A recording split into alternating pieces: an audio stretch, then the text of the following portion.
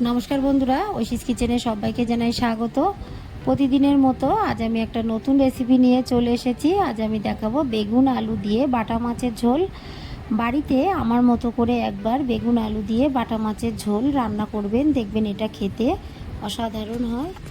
প্রথমেই দেখুন আমি গ্যাসে কড়া বসিয়ে দিয়েছি, দিয়ে দেব সর্ষের তেল।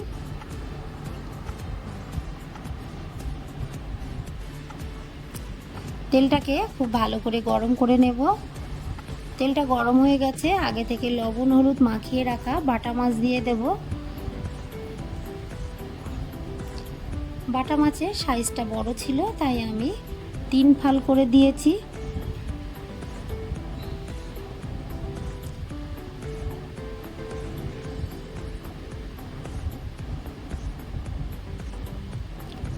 বেশ কিছুক্ষণ রেখে তারপর মাছগুলোকে আমি উল্টে পাল্টে খুব ভালো করে ভেজে নেব।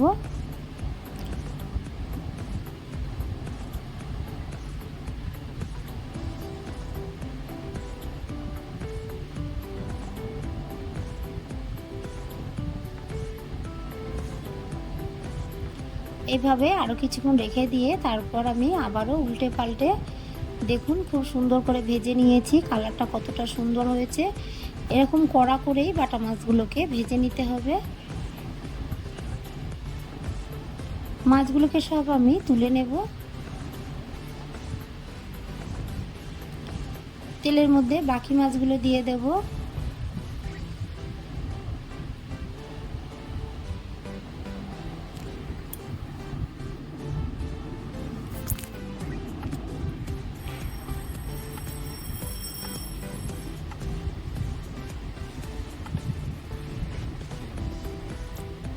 মাছগুলোকে উল্টে পাল্টে একইভাবে ভালো করে ভেজে নেব।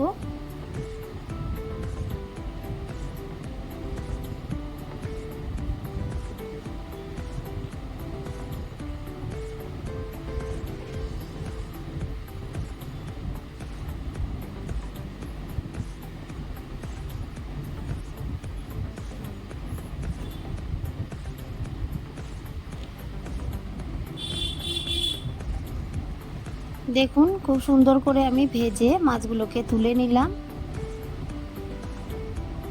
তেলের মধ্যে আমি দিয়ে দেব কেটে রাখা বেগুন। বেগুনগুলোকে আমি লবণ হলুদ মাখিয়ে রেখেছিলাম। বেশ কিছুক্ষণ নেড়ে বেগুনটাকে ভালো করে ভেজে নেব।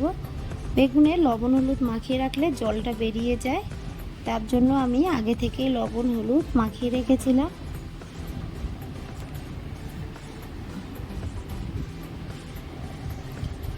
দেখুন সুন্দর করে ভেজে নিয়েছি। এই বেগুনগুলোকে তুলে নেব। খুব ভালো করে তেল ঝরিয়ে বেগুনগুলোকে তুলে নেব।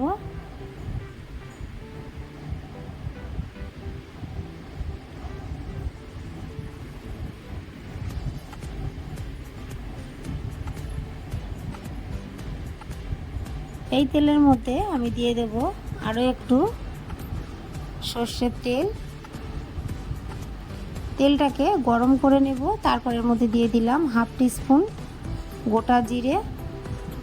ফোড়নটাকে ভেজে নেব। দেখুন ফোড়নটা ভাজা হয়ে গেছে। এই সময়ের মধ্যে দিয়ে দেব আদা কাঁচা লঙ্কা গোলমরিচ আমি শিলনোড়ায় বেটে নিয়েছি। কড়ার মধ্যে দেখুন অল্প একটু জল দিয়ে মশলাটাকে ভালো করে আমি নেড়ে নিলাম। তারপর এর মধ্যে দিয়ে দেব হলুদ গুঁড়ো, দিয়ে দেব জিরে গুঁড়ো,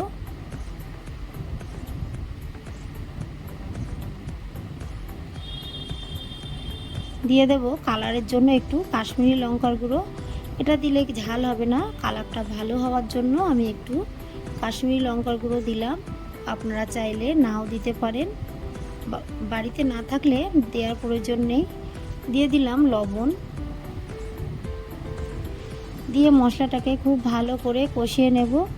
দেখুন কাশ্মীরি লঙ্কার গুঁড়ো দেওয়ার জন্য কালারটা কতটা সুন্দর হয়েছে। আমি পেঁয়াজটা প্রথমে দিতে ভুলে গেছি তাই শেষে দিলাম। আপনারা ফোড়নটা দেওয়ার পরেই পেঁয়াজটাকে দেবেন। পেঁয়াজ দেওয়ার পর আমি আলুটাকেও দিয়ে দিলাম। দিয়ে পেঁয়াজ আর আলুটাকে এই মশলার সঙ্গে খুব ভালো করে কষিয়ে নেব। এই সময় পেঁয়াজ দিয়েছি, তার জন্য রান্না কিন্তু একটুও খারাপ হয়নি। তবে আপনারা জিরে ফোড়ন দেওয়ার পরেই পেঁয়াজটাকে দিয়ে একটু ভেজে নিয়ে মশলাটা দেবেন। ঢাকা চাপা দিয়ে আমি পেঁয়াজ আলুটাকে ভালো করে কষিয়ে নেব। কষিয়ে নেওয়ার পর দিয়ে দিলাম পরিমাণ মতো জল, দিয়ে ঢাকা দিয়ে ফুটতে দেব। দেখুন ফুটে উঠেছে।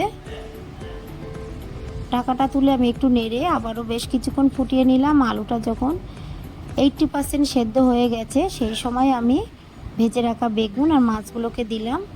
দিয়ে আর একটু ফুটিয়ে নেব। খুব বেশিক্ষণ কিন্তু আর রান্নাটা করতে হবে না, কারণ আমি আলুটাকে প্রথমেই খুব ভালো করে সেদ্ধ করে নিয়েছি। দেখুন আলুটা সিদ্ধ হয়ে গেছে। গ্রেভিটা আপনারা যেমন রাখতে চান সেই মতোই রাখবেন। একটু চেখে দেখে নেব লবণ ঝাল ঠিক আছে কিনা। একটু লবণ লাগবে, তাই আমি স্বাদ অনুযায়ী আরও একটু লবণ দিলাম। দিয়ে আরও একটু ফুটিয়ে নেব। রান্নাটা খুবই সাধারণ, তবে একবার বাড়িতে বানিয়ে খেয়ে দেখবেন, এটা খেতে কিন্তু দারুণ হয়েছিল। গ্যাসের ফ্লেমটাকে আমি অফ করে দেব। দেখুন রান্নাটা কতটা সুন্দর হয়েছে দেখতে, খেতেও কিন্তু ততটাই ভালো হয়েছে। আমার এই রেসিপিটি আপনাদের ভালো লাগলে প্লিজ আমার চ্যানেলটিকে সাবস্ক্রাইব করে পাশে থাকা বেল আইকনটি ক্লিক করে দেবেন, তাহলে আমার নতুন নতুন ভিডিও নোটিফিকেশান আপনাদের কাছে পৌঁছে যাবে। রেসিপিটি ভালো লাগলে একটা লাইক করতে ভুলবেন না। রেসিপিটি কেমন লাগলো আমাকে কমেন্ট করে জানাবেন। ভালো থাকবেন, সুস্থ থাকবেন। আবার দেখা হবে পরের ভিডিওয়ে। পুরো ভিডিওটা দেখার জন্য সবাইকে জানাই অসংখ্য অসংখ্য ধন্যবাদ। বেগুন দিয়ে আমার মতো করে একবার বাড়িতে মাছের ঝোল বানিয়ে আমাকে কমেন্ট করে জানাবেন।